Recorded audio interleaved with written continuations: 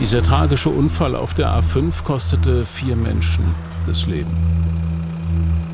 Zwischen der Anschlussstelle Friedberg und der Raststätte Wetterau ist ein Opel-Fahrer verkehrt herum auf die Autobahn aufgefahren und mehrere Kilometer wohl entgegen der Fahrtrichtung gefahren, sodass es schließlich zu einer Kollision kam mit einem entgegenkommenden Fahrzeug, in dem 4 junge Menschen saßen. 2 davon sind sofort an der Unfallstelle verstorben, genauso wie der Unfallverursacher.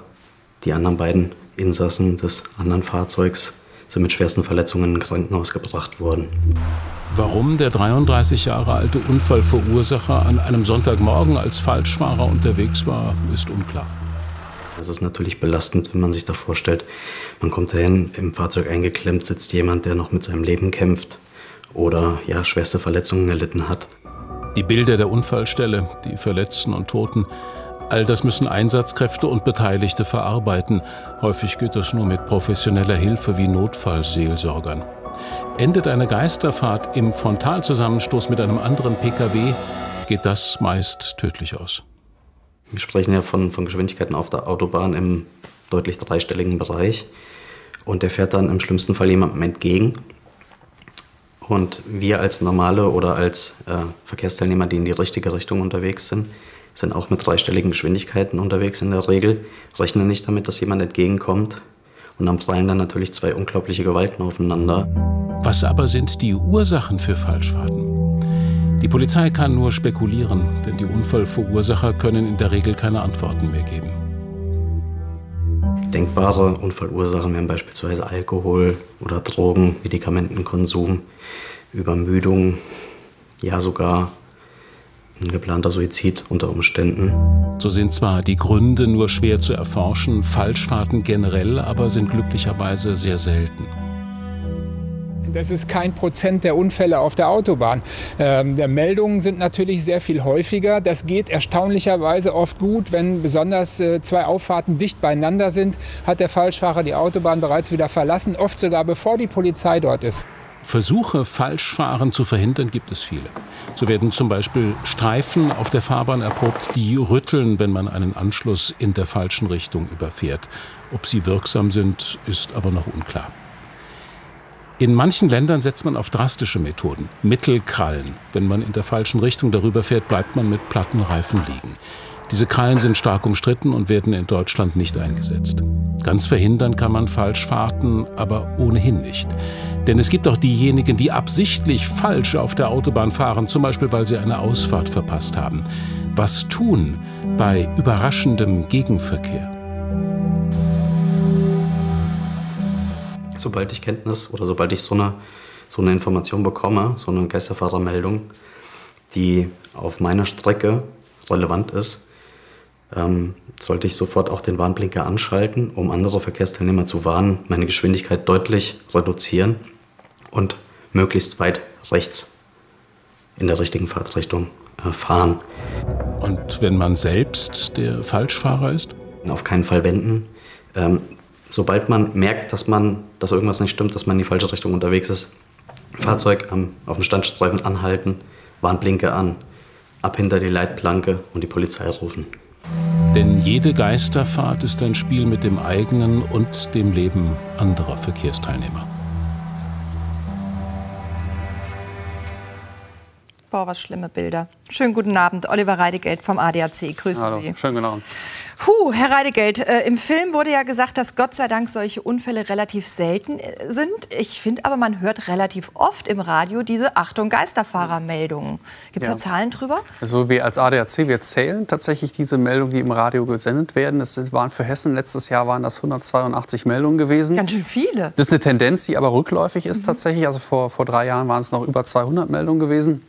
Und bei den Meldungen wissen wir auch nicht, ob da nicht Doppelungen dabei sind oder ob das nicht sogar eine Falschmeldung gewesen ist. Weil viele Radiosender, die sind verpflichtet, die Meldung einfach zu bringen, sobald sie reinkommt. Und die kann ja nicht nachgeprüft werden.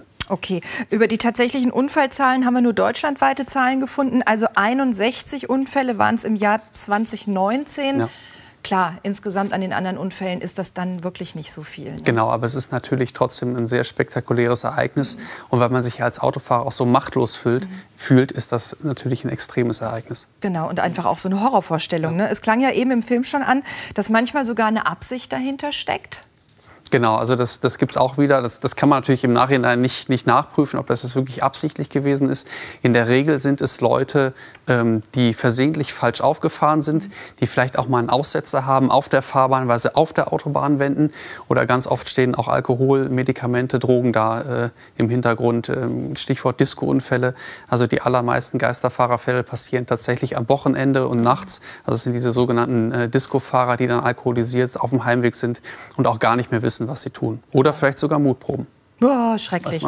Sind auch mehr Männer als Frauen, denen es passiert? Ja, deutlich mehr Männer sind über 75% Männer, die Geisterfahrer sind. Wir gehen es noch mal durch. Was soll ich machen, wenn ich merke, oh Gott, ich bin selber Geisterfahrer? Weil es kann ja wohl mal passieren, auch dass man einfach falsch auffährt in der Aufregung. Also es ist ja im Beitrag eben auch schon angedeutet worden, dass man auf keinen Fall versuchen sollte zu wenden, aus der Situation rauskommen, sondern so schnell wie möglich ranfahren auf den Seitenstreifen oder das ist dann links ranfahren. Das wäre dann links ranfahren aus meiner Sicht oder eben auf den Mittelstreifen, wenn es den denn dann gibt. Polizei sofort verständigen und sich in Sicherheit bringen und auf jeden Fall dafür sorgen, dass keine Gefahr für mich selber und für andere Verkehrsteilnehmer besteht. Also aus dem Auto raus, hinter die Leitplanke, ganz Weste anziehen und Polizei rufen. Mit welcher Strafe muss ich dann trotzdem rechnen? Ja, ist auch gestaffelt. Also es fängt bei 130 € Bußgeld an, wenn ich es versehentlich mache auf der Landstraße. Auf Autobahn wird es dann entsprechend teurer. In der Regel kommt dann noch die Gefährdung dazu. Dann geht es noch mal hoch auf 160 €.